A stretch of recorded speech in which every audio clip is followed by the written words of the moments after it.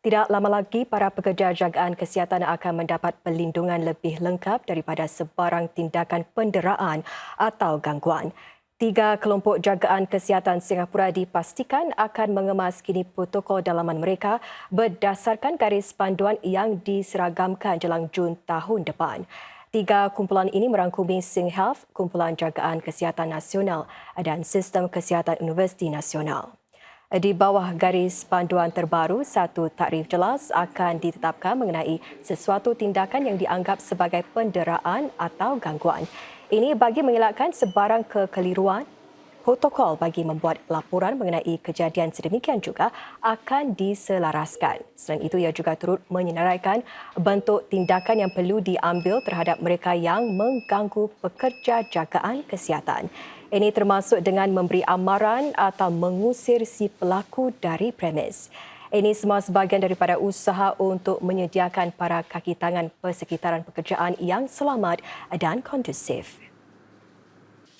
When your workload is already so heavy and you're carrying the burden of healthcare on your shoulders, and then people abuse you. It may be 1 in 100, 1 in 200, 1 in 500, but that's all it takes to prick the morale of our healthcare workers that has been going through such difficult times already. So I think we really need to protect our healthcare workers against abuse, we lift up their morale. Memberikan perkembangan tentang keadaan COVID-19 di Singapura pula, Encik Ong berkata sektor jagaan kesihatan tempatan mampu menampung lonjakan pada kes jangkitan. Buat masa ini, sekitar 500 pesakit COVID-19 sudah dimasukkan ke hospital dan kurang daripada 10 kes kini dirawat di ICU. Beliau menyifatkan perangkaan ini sebagai rendah berbanding jumlah yang dicatat semasa kemuncak pandemik COVID-19. Encik Ong berkata beliau bersikap optimis memandangkan lebih separuh penduduk Singapura sudah menerima suntikan penggalak vaksin baru-baru ini. But if we do not continue to vaccinate and we wait till next year, I think instead of 60%, we may only have 20% that's recently vaccinated. And when another wave hits at that point in time, the impact will be greater, especially on the seniors. Now it's about 5,000 cases a day. It is reasonably, it's quite high, but it's not low either. So it is possible that it will go up some more.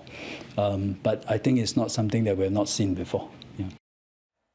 Para pakar ekonomi sektor swasta menurunkan unjuran pertumbuhan GDP bagi tahun depan kepada 2.3% berbanding kadar 2.5% yang diramalkan sebelum ini. Dalam tinjauan terbaru, Penguasa Kewangan Singapura MAS, ramai 25 pakar ekonomi menyebut kelembapan persekitaran ekonomi di luar Singapura sebagai faktor risiko yang utama.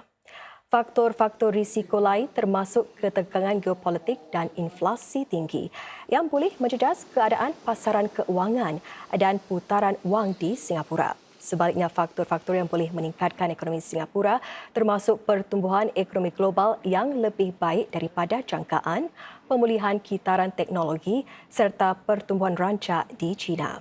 Para pakar ekonomi itu juga menjangkakan MAS akan melonggarkan dasar keuangannya mulai suku kedua tahun depan. Beralih ke dalam negeri, lebih 1,000 orang berpusu-pusu ke River Wonders untuk mengunjungi anak beruang panda kelahiran Singapura Lele buat kali terakhir. Lele yang berusia 2 tahun akan menjalani kuarantin selama sebulan mulai esok serta pemeriksaan kesihatan sebelum dikirim ke China pada pertengahan Januari depan.